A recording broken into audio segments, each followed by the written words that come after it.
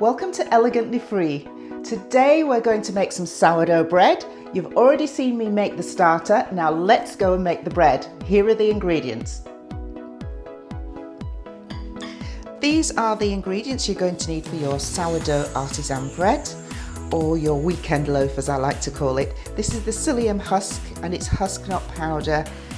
I'm going to mix that with warm water and you leave that to set or to gel while we mix our dry ingredients.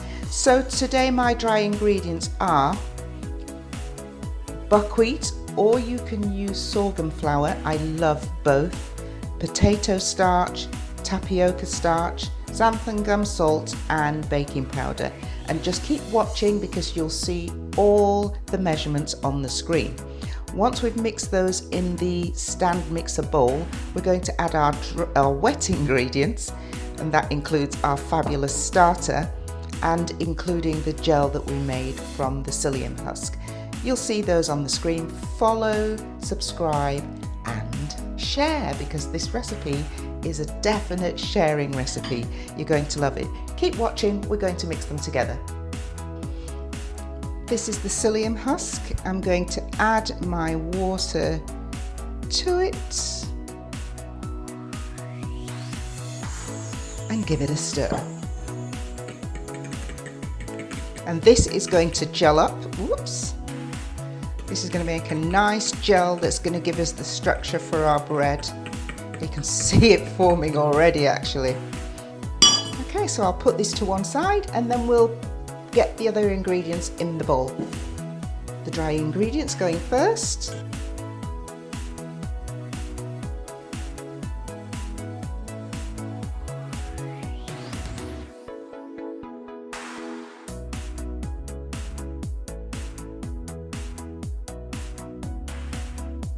Make sure if you're using sorghum or buckwheat flour, there's no brown streaks in the flour. That's the milk. Always crack your eggs into a bowl before you crack it into your main mixing bowl, just in case there are any pieces of shell in there. I'm also going to add 50 grams of olive oil, or you can use sunflower oil. This honey is just to kick-start our starter, and I'm going to weigh my starter. That's what I have left for feeding for the next batch.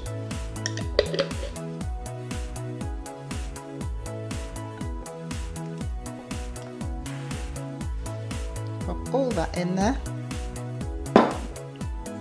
Let's not forget this bad boy. You can see it's gelled ever so nicely, slides right out, and there you have everything in the mixing bowl. I'm going to put this on the mixer and I'll show you what it looks like when it comes out.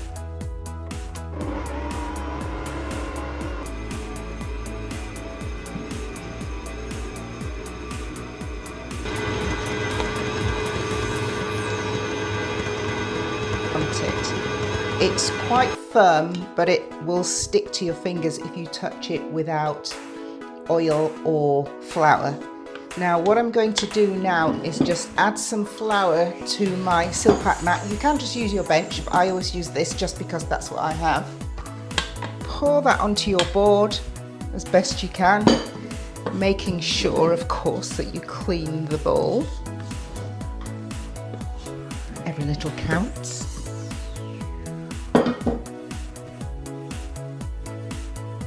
Go. And all we're going to do is shape it into a ball, give it a little knead, shape it into a ball. Don't worry about the flour that you're putting on here, it will all get absorbed. And we're smoothing because we want the bottom surface to be nice and smooth. So I'm just folding it in itself into the center, making sure that you can see my hands aren't sticking anymore because it's got plenty of flour in it. Then turn it over and shape it into a ball that's going to fit your bowl. Now at this stage you can use your basket, your proving basket, to proof your dough. But I'm going to use my bowl. This could be lined with a tea towel dusted with flour or oil, or you could use your proofing basket. And that's the way it is right now. You can have a look at it, and it will grow. It won't double in size, but it will grow a little bit, enough for you to know it's a good time to put it in the oven. I'm going to cover that with a sheet of cling film. You might want to use a shower cap at this stage. And that is going to go in the fridge until tomorrow morning. So the slower you can proof, the better fermentation, the better it is for your gut, and digestion will be easier. And of course, let's not forget, you'll get more flavour from all your ingredients. You can now put this in your oven with the light off. The oven's not on, of course, it's just for proving. If you wanted to have this today, you can put it somewhere warm, proof it. It will rise, but it won't double in size. And then you can put it in the oven as per the instructions. Or you can do what I do and put it in the fridge so it proofs longer, and I will cook it tomorrow. I'll roast it tomorrow. I'll bake it tomorrow, and keep watching for the next bit because you're going to love the final result. And all I'm doing now is preparing. So I've got just a nice sturdy black tray that I'm going to cook the bread on, and I usually use my silpat mat, one that I cut in half, nothing fancy. You can use parchment, you can use just the tray dusted with a little bit of flour if you want. And then I've got a sheet of foil which I'm going to use to cover over the bread because I don't have a Dutch oven, and I'm going to cook it at a very high temperature to start, and then I'm going to take the foil off. I've got some flour ready so that I can dust my loaf, and I've got just a little sieve to do that with. And then I have a knife. Again, I don't have a lame, so I'm just going to use my cake decorating knife. Give it a little bit of a sharpen on each side.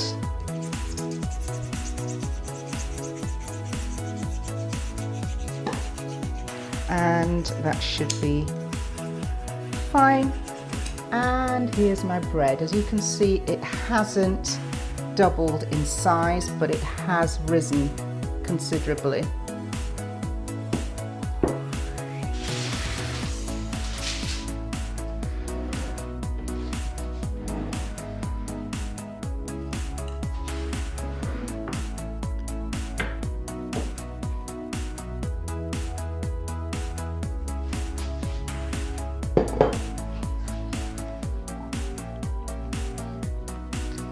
I'm making it into more of an oval shape because that's what I'm going to be looking for when I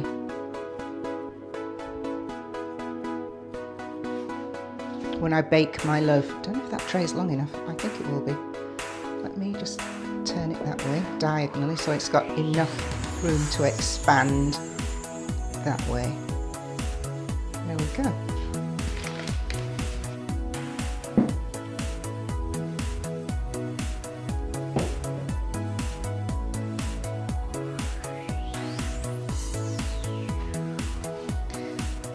Okay, so once you don't have to use this type of topping, you can leave it absolutely plain, or just dust it with some rice flour or some bread flour. And all I'm going to do is one definite score and a few little ones to hopefully get a pretty pattern. I hope it comes out of the oven looking that pretty, but that's what we have for now. There we go. And as I say, I don't have a Dutch oven. If you had a Dutch oven, this would be in a Dutch oven right now. I'm going to cover that over with foil very loosely to give it space to grow, and that will go in the oven 230, 450 for I think 40 minutes before I take the foil off. All the details will be below. So guys, before you put your bread in the oven, I've got a bath of cold, ice cold water here, which I'm going to put into the bottom of the oven. This is going to create steam to give your bread a nice crusty outer shell. So that'll go in the oven about 10 minutes before you put your bread in. Nearly forgot to put my timer on. And we're gonna look at it together. How exciting. Okay, 5, 4, 3, 2, 1, here we go. Let's get the steam out of there.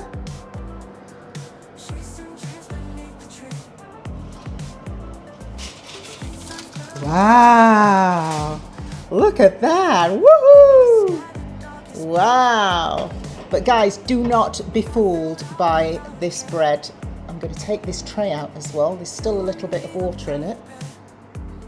I'm going to take that out. Don't be fooled by its beauty. It still has another 40 minutes to go. Okay, so I'm about to take the bread out of the oven. It's done 1 hour and 40 minutes. I'm super excited to show it to you. I think you're going to love it. I'm sorry about the lighting. It's just quite dark in here. But you'll see the bread in perfect light, and I hope that you're going to want to make it after you've seen mine. So let's go.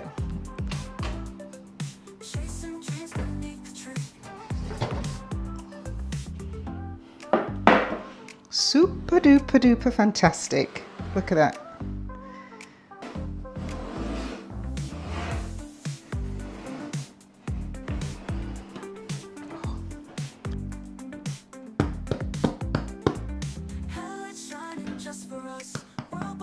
It will soften as it gets cooler, but how fantastic is that? I think you will love making this bread. It does take time, as bread does take time. Now, if you know anything about gluten-free bread, you know that you have to leave it until it cools so that it doesn't go gummy. So that's what I'm going to do.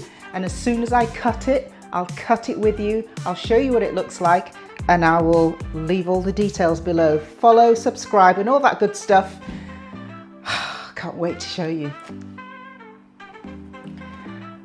Okay guys, so the bread is finally cold. Sounds fantastic. So let's cut it together. Are you ready? Let's go.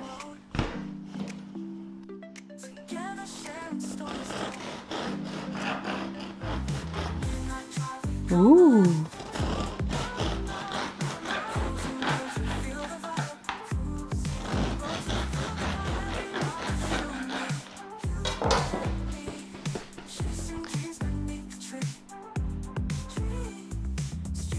Look at that. It's dry, it's not gummy. It feels incredibly light, and I'm so happy. One thing I did forget to mention is that I used buckwheat in the flour rather than my regular sorghum. So this is buckwheat flour. You can use sorghum flour or a plain white flour, but I've used both sorghum and buckwheat, and I really loved the sorghum. So I thought I'd try buckwheat this time. You can see it's dry all the way through. Sometimes it doesn't dry at the bottom, and I'm super happy with it. Let's taste it. Taste it.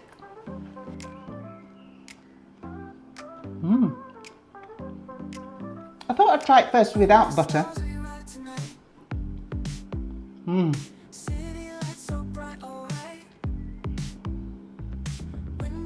So good. Oh, so good. You have to try this recipe. If you're gluten-free, try this recipe.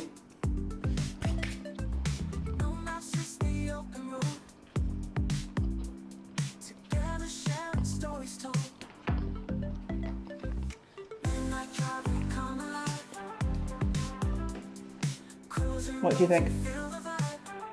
Will you try this recipe? What's your favourite flour for making your sourdough bread?